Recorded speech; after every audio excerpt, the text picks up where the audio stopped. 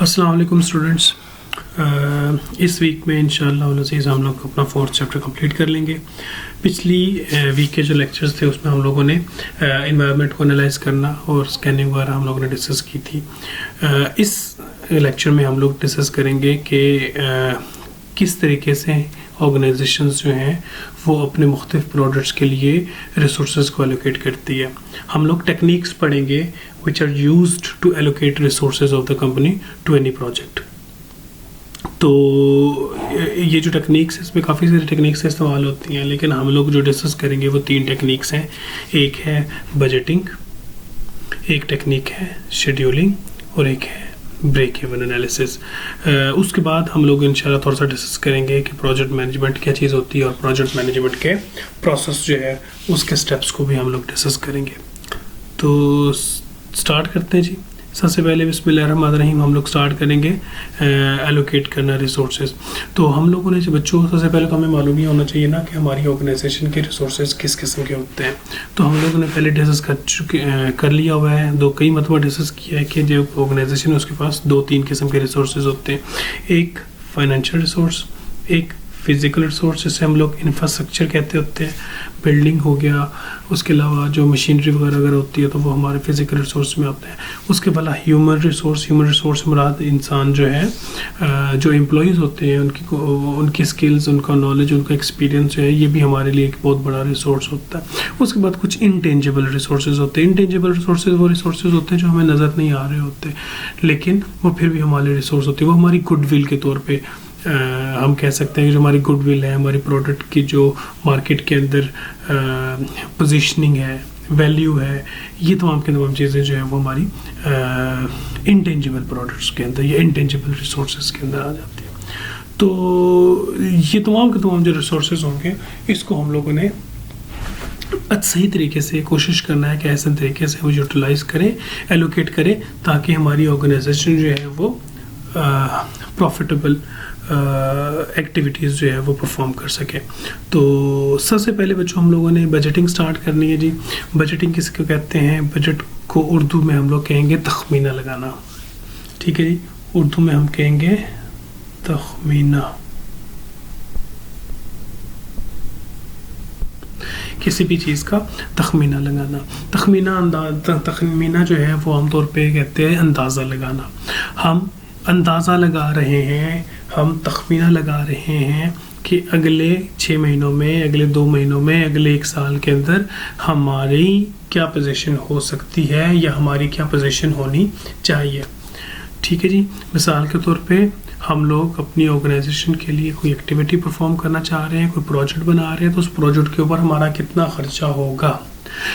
ठीक है। अभी मिसाल के तौर पे रमज़ान का सीज़न आ गया है, तो कोई कंपनी जो है वो एक रेस्टोरेंट जो है वो खाने पीने की चीज़ें ऑफ़र करती है, और वो एक रेस्टोरेंट जो है वो ये अंदाज़ा लगाएगा, एक बजट बनाएगा कि तखमीना लगाएगा कि इस 1 महीने के अंदर, रमज़ान के 1 महीने के अंदर हम कितने ज़्यादा लोग हमारे पास आ सकते हैं जो हमारा खाना ख़रीदेंगे या हमारे पास बैठ के खाना खाएंगे, और कितनी ज़्यादा डिशेस हम लोग बना सकते हैं, और उन लोगों के आने से जो हम लोगों को प्रॉफिट होगा वो हम लोग कितने ज़्यादा पैसे जो है वो इस महीने में हम कमा सकेंगे। तो ये एक अंदाज़ा होता है, इसको हम लोग फोरकास्टिंग भी कह सकते हैं कुछ हद तक, लेकिन हम लोग बिल्कुल आसान तरीके से सिर्फ ये कहेंगे कि ये एक तखमीना लगाना होता है कि हम एक्सपेक्ट कर रहे हैं कि हमारे इतने एक्सपेंसेस होंगे, और हम ये भी एक्सपेक्ट कर रहे हैं कि हमारा इतना रेवेन्यू या हमें इतना प्रॉफिट मिल सकता है। ठीक है जी। तो सबसे पहले बच्चों हम लोग डिस्कस करते हैं बजट कहते किसको है। Budget is a numerical plan for allocating resources to specific activities. एक ऐसा न्यूमेरिकल प्लान होता है जिसमें हम लोग अपने रिसोर्सेज को एलोकेट कर रहे होते हैं ख़ास किस्म की एक्टिविटीज़ के लिए, जैसे कि मैंने आपको बता दिया किसी किस्म का स्पेसिफिक किस्म का प्रोजेक्ट के लिए। ठीक है। अब ये जो बजट्स होते हैं बच्चों, ये वैसे इसकी भी कोई 15 से 20 टाइप्स होती हैं, लेकिन हम लोग चूँकि मैनेजमेंट साइंसेज में सिर्फ और सिर्फ मैनेजमेंट डिस्कस कर रहे हैं, तो इसमें हम लोग देखेंगे कि किस तरीके से हम लोग बजट बनाएं। तो हमारे पास तकरीबन टाइप्स ऑफ बजट में 4 टाइप्स जो है वो यहाँ पे हम लोग डिस्कस करेंगे, कोशिश करेंगे थोड़ा बहुत हम लोगों को समझ आ जाए। ठीक है, ये जो 4 टाइप्स हैं ये 1 बाय 1 हम लोग पढ़ेंगे। थोड़ा बहुत इसके ऊपर अगर हमारे पास एग्जांपल्स थोड़ी बहुत हमें नज़र आएंगे तो हम लोग कोशिश करेंगे कि वो भी अंडरस्टैंड करने की कोशिश करें।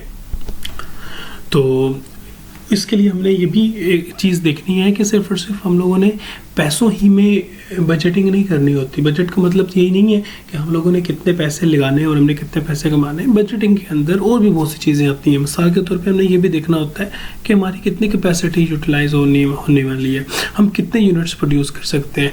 ठीक है, उसके बाद हम लोग ये भी देखेंगे कि हम लोग वीकली बेसिस पे, डेली बेसिस पर, मंथली बेसिस पे कितनी प्रोडक्शन कर सकते हैं। ये तमाम की तमाम चीज़ें जो है वो हम लोग बजट कर सकते हैं। आगे बच्चों आते हैं टाइप्स ऑफ बजट की तरफ। तो सबसे पहले आता है कैश बजट। कैश बजट का मतलब ये होता है कि हम लोग फोरकास्ट, जैसे मैंने थोड़ी देर पहले मैंने बताया था कि बजट का मतलब होता है तखमीना लगाना, इसको हम लोग फोरकास्टिंग भी कहते हैं। Forecast cash on hand and how much will be needed. इसमें हम लोगों ने ये अंदाज़ा लगाना होता है कि हमें फ्यूचर में अगले 3 या 4 महीने के लिए, 5 महीने के लिए जो एक्टिविटीज़ हम लोग परफॉर्म करने जा रहे हैं उसके लिए हमें कितना कैश हमारे पास इस वक्त मौजूद है और फ्यूचर में हमें कितने पैसों की ज़रूरत पड़ेगी। मुख्तलिफ एक्टिविटीज़ को परफॉर्म करने के लिए हमें मज़ीद कितने पैसों की ज़रूरत पड़ेगी, कैश की ज़रूरत पड़ेगी। दूसरे नंबर पे बच्चों आता है रेवेन्यू बजट। रेवेन्यू बजट किसे कहते हैं? Revenue budget means projects future sales. Revenue का मतलब ये होता है कि हम लोग कोई भी जो प्रोडक्ट बना लेते हैं और प्रोडक्ट बनाने के बाद जब हम लोग सेल करते हैं तो सेल करने के बाद के बदले में जो हम लोगों को पैसे मिलते हैं उसको हम लोग रेवेन्यू कहते हैं। ठीक है जी, हम लोग फिर ये भी एक्सपेक्ट करेंगे कि चूँकि ये अगला सीज़न आ रहा है जिसमें 2 से 3 महीने बड़े क्रूशल हैं और इस क्रूशल टाइम के अंदर सीज़न जो है वो भी हमारी प्रोडक्ट के सेल होने का है। तो अगले 3 महीने के अंदर या अगले 4 महीने के अंदर हम एक्सपेक्ट कर रहे हैं कि हमारी इतनी 100 या इतने हज़ार यूनिट सेल हो जाएंगी। जब इतने हज़ार यूनिट सेल हो जाएंगी तो पर यूनिट कॉस्ट जो है, पर यूनिट जो प्राइस है, अगर हम लोग उसको चेक कर लें तो उसको मल्टीप्लाई कर लें टोटल नंबर ऑफ़ यूनिट्स के साथ, तो हम एक्सपेक्ट कर रहे हैं कि हम इतने लाख रुपए जो है उसका रेवेन्यू इकट्ठा कर सकते हैं। तो ये हमारी प्रोजेक्शन होती हैं about revenue in the future. तीसरे नंबर पे जो चीज़ आती है वो है प्रॉफिट बजट। ठीक है, जब हम लोग प्रॉफिट बजट की बात करते हैं तो हमें ये भी अंदाज़ा लगा लेना चाहिए कि प्रॉफिट का मतलब ये होता है कि हम लोग अपने तमाम के तमाम रेवेन्यू से अपने तमाम के तमाम एक्सपेंसेस को निकाल दिया करते हैं।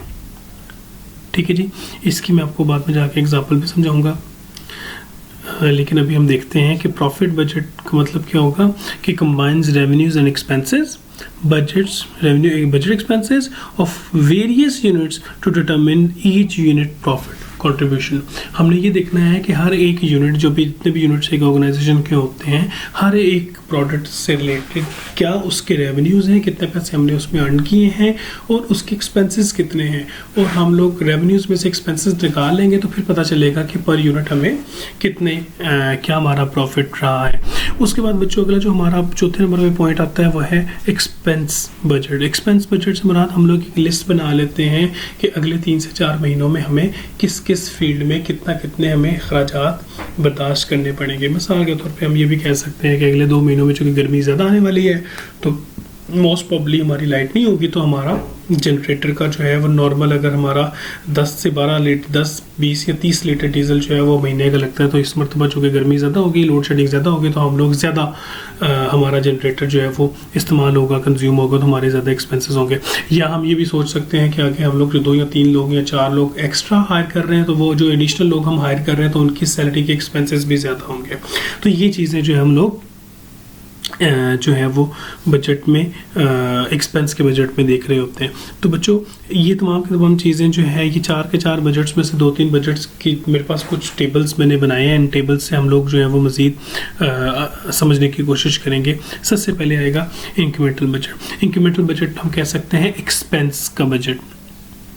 ठीक है, ये जो टेबल हमारे सामने मौजूद है इसको हम लोग अंडरस्टैंड करेंगे और समझने की कोशिश करेंगे बजट को।